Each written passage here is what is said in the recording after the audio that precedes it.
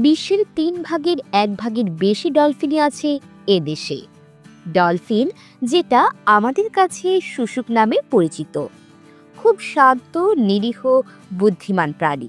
মিঠা পানির প্রাণীটিকে নদীতে বেশি দেখা যায়, সেখানে মাছের পরিমাণও বেশি থাকে। অর্থাৎ বোঝা যাচ্ছে ডলফিনের প্রিয় খাবার মাছ। যাদের বাড়ির কাছাকাছি নদী আছে তারা এই প্রাণীটিকে হয়তো সরাসরি দেখেছেন। টুপ করে মাথা জাগিয়ে শ্বাস নিয়ে আবার ডুব মারে। ডলফিন শ্বাস নেওয়ার জন্য 3 থেকে 4 মিনিট পর পর পানির উপরে মুখ উপরে তুলে শ্বাস নেয় এবং শ্বাস ছাড়ে। ডলফিনের ব্রেনের একটা অংশ শ্বাস নেওয়ার কাজ করে এবং অন্য অংশ ঘুমের সময় হলে ঘুমায়।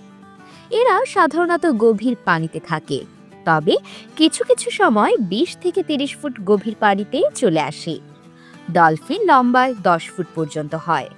মজার ব্যাপার হলো, ডলফিনরা পানিতে বাস করলেও এরা স্তন্যপায়ী, সরাসরি বাচ্চা প্রসব করে ও বাচ্চা লালন পালন করে।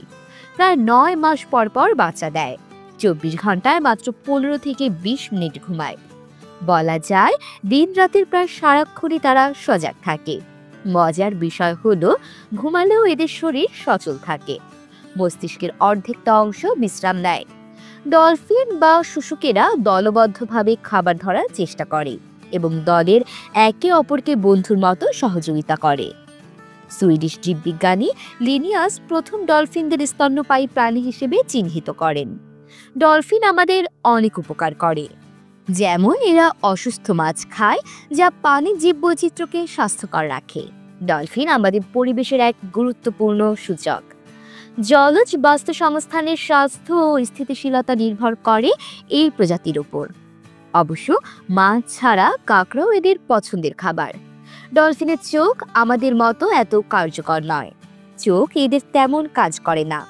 এরা শব্দের উপর নির্ভর করে চলে, ফলে নদীতে কোথায় জাল পাতা আছে যা বুঝেই উঠতে পারে না। এই সুযোগে দুষ্টু জেলেরা ডলফিন শিকারে মেতে ওঠে। সারা বিশ্বে মিঠা পানির ডলফিনের সংখ্যা প্রায় 3000। এর মধ্যে সুন্দরবন, কর্ণফুলী, সাঙ্গু, রূপসা, সুরমা, হালদা, সন্ধ্যা সহ অন্যান্য নদীতে প্রায় 1352টি ডলফিন রয়েছে। অবাক করার বিষয় হচ্ছে, বিশ্বের 1/3 বেশি ডলফিন আমাদের দেশে। বিষয়টা আমাদের জন্য অত্যন্ত আনন্দের।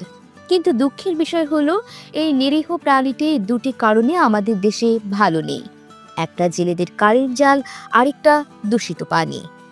এমন তথ্যবহুল সংবাদ পেতে চ্যানেলটি সাবস্ক্রাইব করে পাশে থাকুন। আর ভিডিওটি কেমন লেগেছে মন্তব্য করতে ভুলবেন না।